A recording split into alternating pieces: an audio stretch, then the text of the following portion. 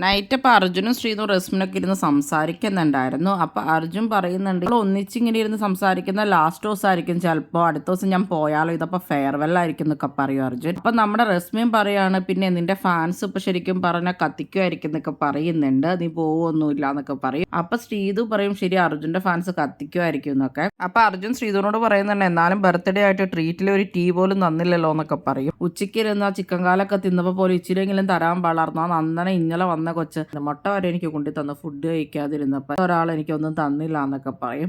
അപ്പോൾ ശ്രീതു അർജുനോട് പറയുന്നുണ്ട്, അതൊക്കെ ശ്രദ്ധിച്ചൂലേ, അപ്പം ഞാൻ ചെയ്യണ എല്ലാ കാര്യവും ശ്രദ്ധിച്ചുകൊണ്ടിരിക്കുകയല്ലേ എന്നൊക്കെ പറയും. എന്നിട്ട് ശ്രീതു റസ്മിനോട് പറയണേ, ഇന്നലെ മണി അടിക്കുന്ന ടാസ്ക് ഉണ്ടായിരുന്നല്ലോ, അർജുൻ വന്നിട്ട് ഗുലാബ് ജാമൊക്കെ വായിൽ വെച്ച് വന്നു, ഇരിപ്പിക്കാൻ വേണ്ടി ക്ലോസ് ആയിട്ടൊക്കെ വന്നു എന്നൊക്കെ പറയുന്നുണ്ട്. ഞാൻ അർജുൻ അവിടെ ഉണ്ടെന്നുള്ള രീതിയിലേ അല്ല നിന്നെ, 90% അർജുൻ ഇല്ല എന്നുള്ള രീതിയിൽ തന്നെയായിരുന്നു മൈൻഡ് ഉറപ്പിച്ചിട്ടാ നിന്നേന്നൊക്കെ അപ്പോൾ ശ്രീതു പറയും. ഇപ്പോൾ റസ്മിൻ എപ്പോഴും ഈ അർജുനെയും ശ്രീതുവിനെയും സപ്പോർട്ട് ചെയ്ത് ഭയങ്കര കാര്യമായിട്ടൊക്കെയാണ് നിൽക്കുന്നത്. ഇത്രയും നാളെ റസ്മിൻ ഗബ്രിയുടെയും ജാസ്മിനെയും കൂടെ തന്നെയായിരുന്നു. അവർ നെഗറ്റീവ് ആണെന്നും ഇവരുടെ കോമ്പോ പോസിറ്റീവ് ആണെന്ന് അറിഞ്ഞ പിന്നെയാണ് അപ്പോൾ റസ്മിൻ ഇവരുടെ കൂടെ കൂടിയേക്കുന്നത്. ഗബ്രിക്ക് അപ്പോൾ ഒട്ടും തന്നെ റസ്മിനെ ഇഷ്ടമല്ല, ഗബ്രിയുടെ കുറ്റമൊക്കെ അപ്പോൾ റസ്മിൻ ജാസ്മിനോട് പറഞ്ഞു കൊടുക്കുന്നുണ്ട് എന്നുള്ളതാണ് ഗബ്രിയുടെ ഒരു ഇത്. റസ്മിൻ ശരിയല്ല എന്നൊക്കെ ഗബ്രി പറയുകയുണ്ടായി. റസ്മിൻ അതുപോലെ തന്നെ ഇവരുടെ ഇടയിലും പാരയാകുമോ, എന്താണ് നിങ്ങൾക്ക് തോന്നുന്നത്? റസ്മിൻ ഒരു സേഫ് ഗെയിം കളിച്ച് നിൽക്കുക എന്നുള്ള ഒരു ഉദ്ദേശത്തിലായിരിക്കും ഇവരുടെ കൂടെ കൂടിയിരിക്കുന്നത്. എന്തായാലും നിങ്ങളുടെ അഭിപ്രായങ്ങൾ കമന്റ് ബോക്സിൽ കമന്റ് ചെയ്യുക. കൂടുതൽ ബിഗ് ബോസ് വീഡിയോകൾക്കും ബിഗ് ബോസിന്റെ ലേറ്റസ്റ്റ് ലൈവ് അപ്ഡേറ്റ്സിനുമായിട്ട് ഈ ചാനൽ സബ്സ്ക്രൈബ് ചെയ്യണേ, സപ്പോർട്ട് ചെയ്യണേ. അടുത്തൊരു വീഡിയോയുമായി ഉടനെ കാണാം.